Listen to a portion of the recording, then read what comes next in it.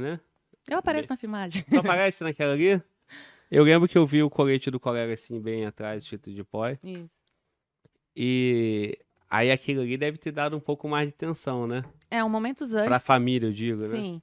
Momentos antes, bom que foi divulgado depois, né? Momentos antes daquele momento das vítimas, já tinha tido um tiroteio, né? Uma troca de tiros lá em cima, que foi a hora que todos os policiais de todas as forças começaram a descer. E aí, nessa descida, foi a hora que os policiais penais de Goiás, né? O P2, os de A Paisana, estavam Uhum. lá. Eles que encontraram, deram de frente com o Lázaro. E acabou acontecendo mais troca de tiros. E aí foi a hora que as vítimas foram liberadas, né? Eu acho que ele liberou mais para poder prender fuga, para poder despistar. E foi a hora do segundo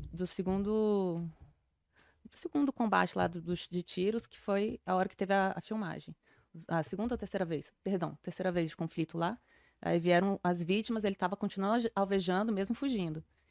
E aí as vítimas vindo. Aí foi na hora que aconteceu a filmagem, mas a filmagem não era para filmar o tiro, né? Era para falar, as vítimas estão bem, e avisar pro pessoal do QG, né? O pessoal Não, lá. até porque a filmagem, ela é um aliado do colega, do policial que tá ali, porque são provas também, né? Sim. Então, é, teve até uma crítica, né, que o colega fez uma selfie e tal. Algum Ah, colega fez. teve, mas não era da nossa categoria, né? Era Sim, de outra polícia. Mas teve essa, todo mundo vai criticar. Se você não tira foto, não filma, criticam. Se tira, vai criticar, enfim. é. Mas é importante que tenha essa divulgação. O povo tava em casa aflito, queria saber o que estava acontecendo também, né? Aí, anteriormente a isso, das vítimas, foi a hora que um policial foi alvejado no rosto, né? E o pessoal, acho que foi até o pessoal da DPOI, que é a policial penal aqui do DF, fez o curativo. Salvo engano, foram eles. Que a gente encontrou depois as gases lá no chão e tal. Ele tinha sido alvejado antes de resgatar as vítimas. Aí resgatou as vítimas quase em seguida, assim. É porque aparecia várias informações assim distorcidas e essa aí eu lembro que saiu aqui e aí eu já tava no Rio.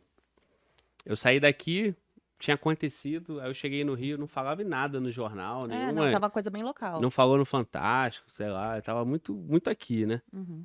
Aí quando começou a chegar, falou: "Ah, teve um tiroteio, teve um policial baleado e tal". Na mídia chegou a sair que o cara tinha morrido. O policial, né? É. Então, e lá era ruim até para passar a informação, seja para mídia ou entre a gente. O celular não pegava de jeito nenhum. Você podia ter a melhor operadora, não pegava. Wi-Fi, o que eles tinham lá, né, os moradores, era Wi-Fi, que também não pegava 100%. E nem os HTs, que são os nossos radiocomunicadores, também não pegavam. Então, pegava às vezes uma frequência aqui, andava 100 metros já não pegava. E eu lembro que só tinha um HT que estava pegando e conseguia contato com a base. Uhum. Então, esse HT estava salvando. Era o único, assim, que respondia quase por todo mundo ali. E foi na hora que a gente escutou, policial alvejado. Ó, até arrepio, porque eu lembro. E ali todo mundo ficou preocupado, porque muitos tinham a visão da onde tinha sido. Eu estava um pouco assim, eu não sabia quem tinha sido alvejado. A gente perguntava quem era, ninguém respondia. Aí a gente já viu o helicóptero dos bombeiros sobrevoando bem em cima da gente para tentar resgatá-lo. Então, assim, você já fica meio aflito, né? A sua atenção dobra, porque você tem um colega seu, Sim. independente da força, alvejado. E você não sabe qual é o estado. Quem está ali do lado sabe mais ou menos, mas quem está longe e está caminhando ainda para encontrar, não sabe. Então bate um desespero. Você fala, cara, eu tenho que avançar, eu tenho que chegar até esse colega para salvá-lo, ajudá-lo, sei lá.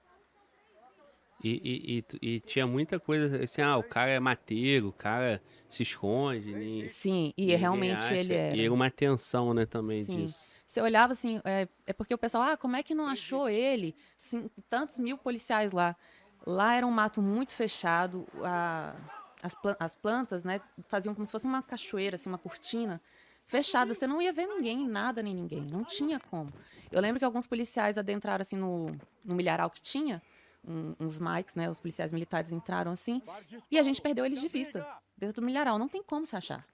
A gente não segue pra lá, a gente vai seguir pra cá, foi dividindo as equipes. A gente não via ninguém. Sem rádio? Sem rádio. Então, assim, você fica, cara, cuidado, cuidado, cuidado, porque pode atirar em algum colega. Você não tá vendo quem é, por que que tá movimentando. Então, tinha que ter muita cautela, principalmente para não alvejar um colega.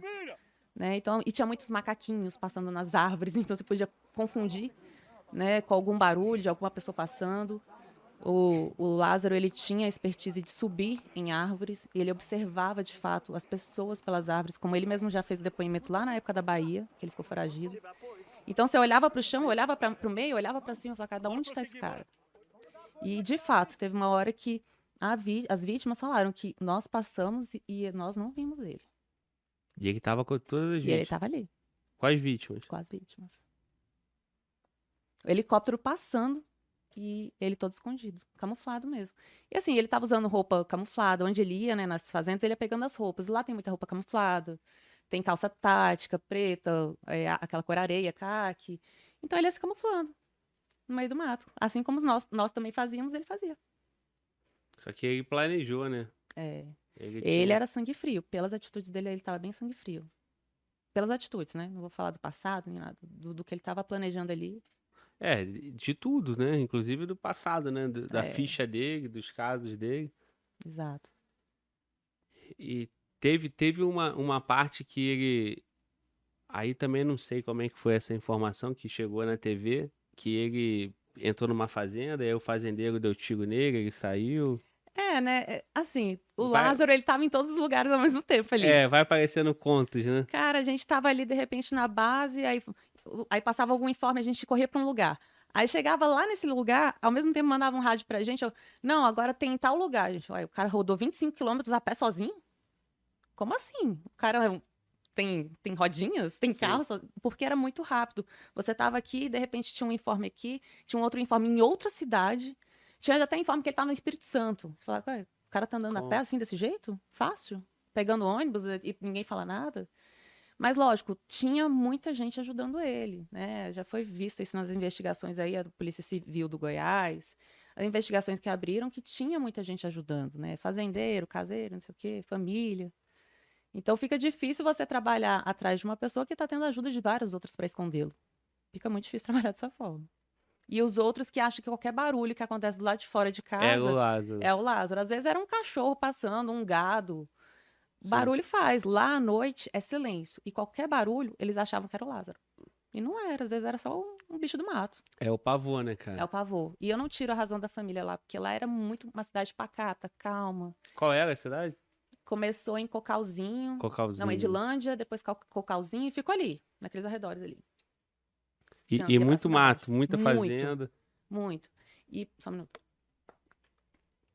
E o informe que a gente tinha é que ele já tinha trabalhado por ali, né? Por alguns anos. Então ele sabia onde ele andava, ele sabia as fazendas que ele ia, ele conhecia muita gente na cidade.